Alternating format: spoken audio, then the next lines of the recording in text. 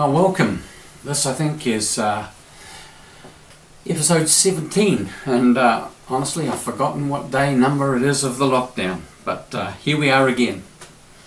And this morning it's actually turning into a beautiful day. It's not predicted to be that hot, but so far it's looking really nice, and I've already been out for my run. And so here we are, and I'm Andrew again, and it's good to welcome you. This morning, as we continue into Holy Week, we're looking at Matthew chapter 26, verses 31 to 35. And this is Jesus as he's sitting with his disciples in the upper room. We call it the Last Supper, but here they are, and I've just chosen it as the reading that we'll just reflect on briefly today. In verse 31 of chapter 26, then Jesus said to them, "You will all become deserters because of me this night. For it is written, I will strike the shepherd and the sheep of the flock will be scattered. But after I'm raised up, I will go ahead of you to Galilee." Peter said to him, "Though all become deserters because of you, I will never desert you." Jesus said to him, "Truly I tell you, this very night before the cock crows, you will deny me 3 times. Peter said to him, "Even though I must die with you, I will not deny you." And so said all the disciples. Most of us would like to believe that when the test comes that we will pass, that we will have sufficient courage, that we will be the ones left standing when the battle is over. And we love to give advice from the grandstands to those in the arena. We know exactly what they should be doing and what we would do if we were in their position, except that we're not. We're not in their position. For them, the matters are often existential matters of life and death. For us, the risks are those of spectators. We could be wrong. We could have backed the wrong gladiator. We could have lost money. We could have suffered from the splattering of blood on our clothing from those actually in the arena. None of us know how we will react until our time comes. The disciples are full of bravado as they sit in the warmth and the security of that upper room with Jesus, sharing their last meal together. It's not just Peter who claims courage. I hope you noticed that.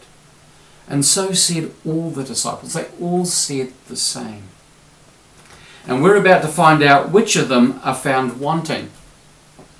As it turns out, all of them. I'm not blaming them. I don't imagine that I'd have fared any better. I may have been the first out of the door and looking for a safe hidey hole. I've learned from personal experience, though, that courage is often born out of the shame of failure and the defeat caused by cowardice. And it can be in the smaller things where we're tested that it ultimately sets us up for victory when the bigger test comes along. It's the little tests that matter.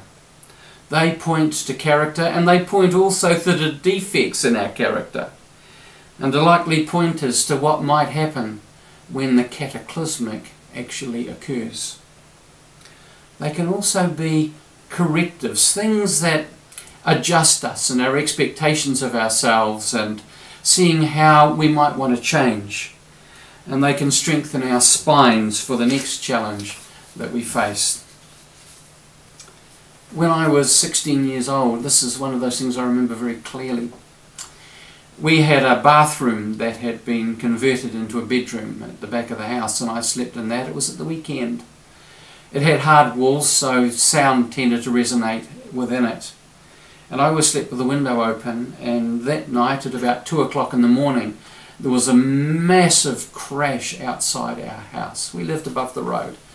And there was this boom and crash and sound of smashing glass and tinkling as things fell off, and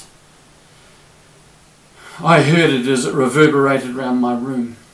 And then a plaintive voice, "Help me! "Help me! Someone, please help me!"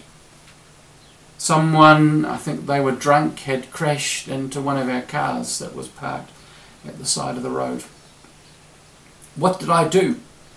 Did I leap out of bed and throw my clothes on and rush out the door? No, I didn't.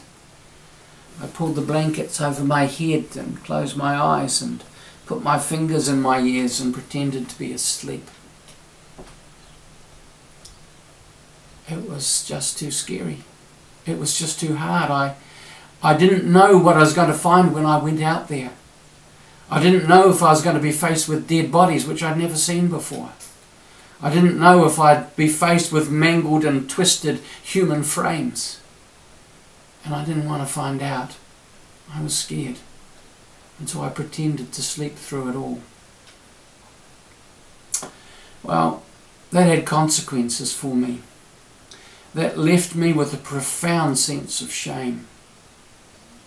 And as it turned out, it was just a few months later that a similar thing happened. It was in the small hours of the morning, and there was this almighty crash. It was further down the road. It was a car that had ploughed into the side of a small truck which had come out of a T intersection, and it had rolled the truck onto its side. How do I know that? Because there was no waiting this time.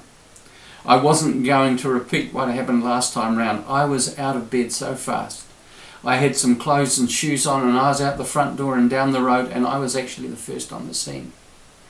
It's not because I'm brave. It's not because I'm full of courage. It's simply that I did not want to continue to live with the shame that I'd lived from the previous event. Failure, cowardice in the face of things like that can actually inform us and steel us for future events. My previous failure was one that I had no wish to repeat.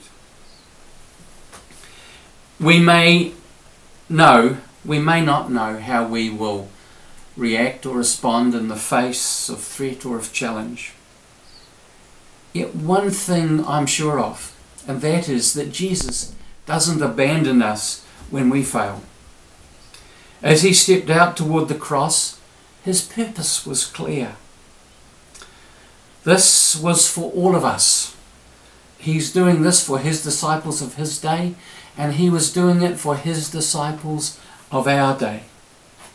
His disciples of his day all abandoned him. Even in the face of their own bravado, they found this too difficult, too hard. Here's the thing. It didn't change anything.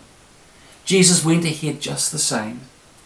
And when it was all over, he included them, embraced them, and drew them back just the same. The thing is that nothing that we can do is going to change God's mind about us. I've said it before, nothing that we've done or can do is going to catch him by surprise. None of this caught Jesus by surprise. He anticipated it all. And it made no difference to the way that he saw his disciples. It didn't affect the love or the esteem or the affection that he had for each one of them. That remained constant and the same. What he did know was that it would inform them. What he did know is it would teach them something. This was a learning moment from them. What he did know was that this would equip them to deal better with challenges in the future. Even Peter, the most notable failure, the one who crowed the loudest, excuse the pun, the one who made the most noise of his courage and fealty to Jesus, even Peter, that not only was he embraced and restored, that he was actually he was elevated to the place of pastoral leadership over the early church. It's his failures. It's the things that he stuffed up on. And the New Testament seems to delight in pointing out of Paul all of Peter's weaknesses and failures. Yet it's those things that God is able to use, and Jesus saw in Peter this capacity for being more as a result of them. He could grow into all he could become as a result of recognizing his failures. feeling obviously thoroughly miserable for them as they happened, but yet being able to rise beyond them and know that he was forgiven, he was accepted, he was loved, and he was restored. Failure is not usually fatal. A loss of nerve is not irredeemable. Jesus is able to take all our failures and plough them in, using them as the manure that will feed growth in our becoming all that God intends us to be. May God bless you this day as we draw ever closer to the season of Easter.